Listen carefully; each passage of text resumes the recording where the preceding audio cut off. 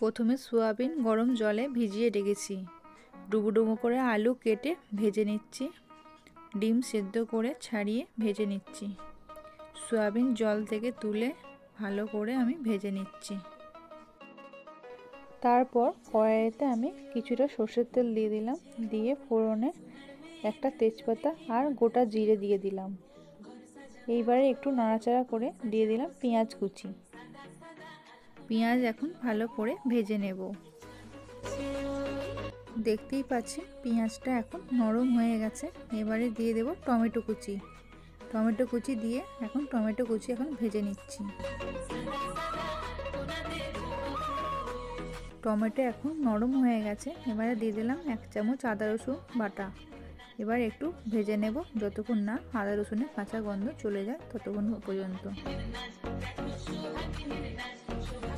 আদা রসুন কিছুক্ষণ ভাজার পর দিয়ে দিলাম 1 চামচ মতো লঙ্কার গুঁড়ো। তারপর আরও কিছুক্ষণ মশলাটা ভেজে নিচ্ছি। কিছুক্ষণ মশলাটা ভাজার পর দেখুন মশলা থেকে তেল ছেড়ে দিয়েছে। এই সময় দিয়ে দেব 1 চামচ হলুদ গুঁড়ো, 1 চামচ জিরে গুঁড়ো আর 1 চামচ ধনে গুঁড়ো। এবার একসঙ্গে মিশিয়ে নেব। মশলা থেকে কাঁচা গন্ধ চলে যাওয়ার পর দিয়ে দিলাম পরিমাণ মতো লবণ। এখন লবণটা মশলার সঙ্গে মিশিয়ে নিচ্ছি। এইখানে আমি অল্প একটু জল ব্যবহার করেছি। তারপরে দিয়ে দিলাম মটরশুঁটি আর ভেজে রাখা আলু। এখন আলু আর মটরশুঁটিটা মশলার সঙ্গে ভালো করে মিশিয়ে নিচ্ছি। কিছুক্ষণ আলু মটরশুঁটি নাড়াচাড়ার পরে দিয়ে দিলাম ভেজে রাখা সয়াবিন। এখন বেশ কিছুক্ষণ সময় নিয়ে সয়াবিন আমি ভালো করে কষিয়ে নিচ্ছি। এখন বেশ কিছুক্ষণ সময় নিয়ে সয়াবিনটা আমি কষিয়ে নিয়েছি। এবারে দিয়ে দেব পরিমাণ মতো গরম জল। তারপর একটু নাড়াচাড়া করে নেব।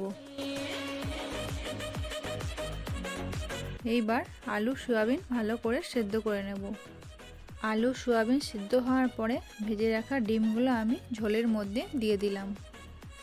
ডিমগুলো আমি একটু এইভাবে কেটে নিয়েছি যাতে ডিমের ভেতরে মশলাটা ভালো করে ঢোকে আর ডিমটা খুব ভালো খেতে লাগে। এবার একটু নাড়াচাড়া করে 5 মিনিট ঢাকা চাপা দিয়ে আমি রান্না করে নিচ্ছি।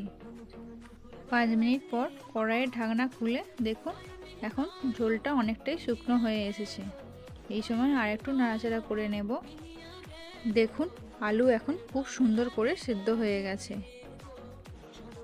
এইবার নামানোর আগে দিয়ে দিলাম অল্প একটু গরম মশলার গুঁড়ো।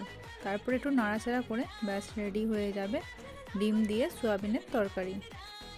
এই রেসিপি রুটি বা ভাতের সঙ্গে খেয়ে দেখবেন, আশা করে ভালো লাগবে।